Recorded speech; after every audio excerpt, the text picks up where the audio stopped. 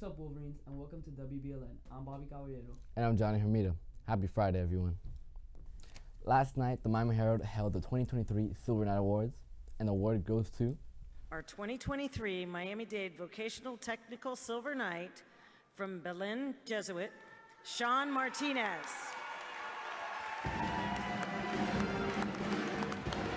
I was honored to be nominated, and I was even more excited and proud to represent Belen at the Silver Knight ceremony tonight.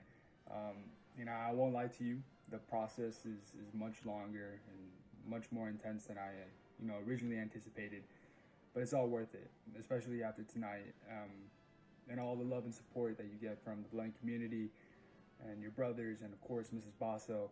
So with that, I want to say a special shout out to the other nominees, Diego and Joey. They deserve it. They're honorable mentions. And I'm gonna leave you guys with let's go Wolverines.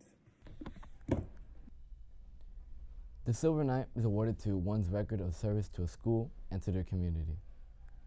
Silver Knight is one of the most prestigious awards that a Miami-Dade County student could receive.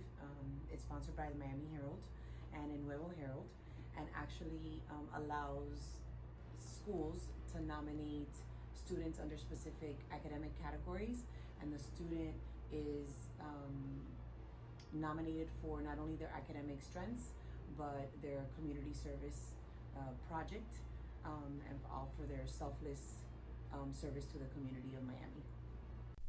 Congratulations to the honorable mentions, Jose Toledo for science and Diego Suarez for social studies. Lacrosse is one of Miami's most competitive sports. Belen Jr. and team captain Drew Candela is one of the best players in Dade, and his story begins at a very young age. Jack Balsera has more.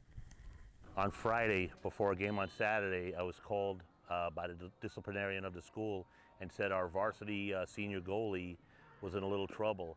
So I had a JV goalie that was injured. My next goalie was our middle school goalie, Drew Candela. I knew Drew could handle the spot because he's always played up in our club program, and he's not afraid, and he was very mature for his age. I started playing lacrosse because of my older brother who graduated class of 2014. And when I saw him playing, I knew I wanted to play. I got a text message from Coach Joey, who's our offensive coordinator here at Belen, and he had texted me. I'll never forget this. He said, "Drew, please do not miss practice." So I get to practice late because of traffic, and right when I arrive to practice, all the players, they huddle up. Everyone's pissed off, and that's when Coach Joey and Coach Al broke the news that the senior goalie at the time was asked to leave the school. And when Coach Al said that, the other goalie at the time, the backup goalie at the time, and myself, we both looked at each other, and we knew it was going to be a competition, and that I eventually won that competition. We ran out of goalies, so Drew was called up from the middle school team, and it was kind of made an after-school practice announcement. Coach Belando let us know that Drew was going to be stepping up and filling the position. It was a pretty big announcement, seeing that there was someone who somewhat knew that they were doing in the goal was going to be able to play. So it was a really positive thing for us. We put him in some big situations. The first game we put him in, he showed that he had character. It's not so much he's vocal; he leads on the field by his direction. Yeah, I mean, probably lacrosse is probably one of the things I enjoy the most. It brings joy. And every day that I play it, I look forward to it. And also, it's all the connections that I make on and off the field. Ever since I started playing here at Belen 6th grade through where I am now, a junior, my level of play has gone up very, very high. Now some people say I'm the best goalie here in South Florida. And when I started playing goalie, I got laughed at.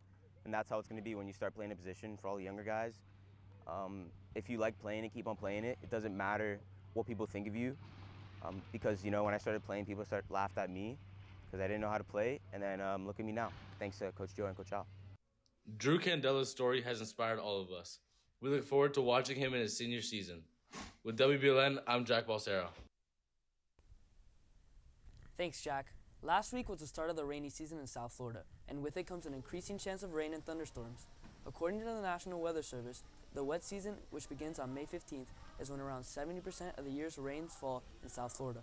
The rainy season is important because year-round groundwater conditions are largely determined by the amount of rain. So remember, don't leave your umbrella at home. I'm hoping for lots of sunshine, but here's JJ with the weather. Hey guys, welcome to the weather. My name is Juan Gonzalez. Today we're looking at a high of 87 degrees with scattered thunderstorms. The storms are going to continue through the night with a low of 73 degrees.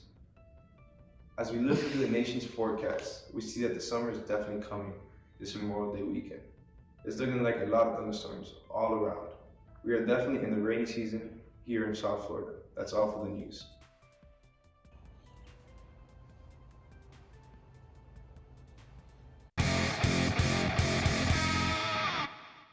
What's up, Wolverines? I'm Andres Pinto with this week's sports. The Miami Hurricane baseball team beat the North Carolina State Wolfpack 4-2. They now have clinched a home field advantage in the ACC tournament. Tonight, they take the field at Durham Athletic Park against the Duke Blue Devils. The Florida Panthers are on their way to the Stanley Cup Finals after sweeping the Hurricanes in a 4-0 series. This past Wednesday, Game 4, the Panthers' right wing Matthew Tkachuk hit an amazing game winner to win the game. Let's see if they can win their first Stanley Cup in team history.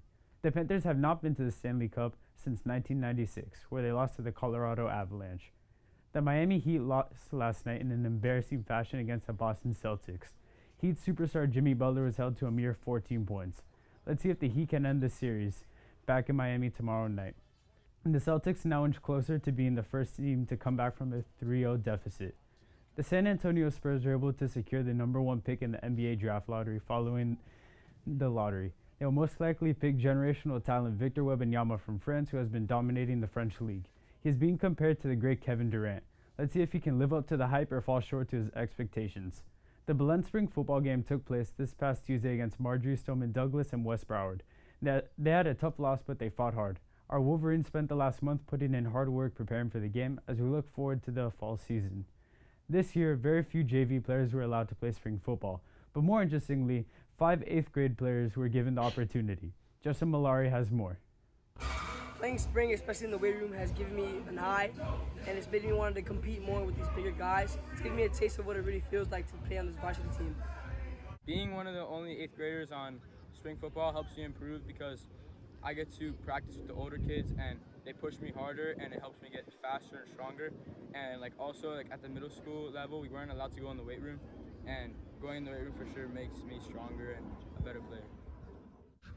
The jump from middle school to varsity has been harder because I've played a lot harder opponents and my teammates are a lot better than they used to be in middle school. Like my teammates in middle school, they weren't nearly as big, they weren't nearly as strong, and obviously in varsity it's a lot more challenging. So this 8th grade group that participated in the spring this year did a phenomenal job of putting a ton of effort and learning through a new system that we're incorporating on offense, taking in a lot of information, practicing really hard, grinding with the older players, and doing a great job throughout the whole spring. We're really excited about this group and look forward to see what they're going to do this upcoming year and beyond. Jose Batista, and I'm a middle school 8th grader playing varsity football, and it's taught me so much about leadership and also about just the game itself, because from middle school we only had 8 plays. Not a varsity, we have so many plays I can't even count. I don't even know half the playbook yet, but I've learned so much from the older guys, and I'm just excited because I have to follow in their footsteps and be like them. These players are the future of Belen, and with the work they're putting in, I think we're in good hands. For WBLN, I'm Justin Malari. Thanks, Justin. Back to the desk. That's all for today's news.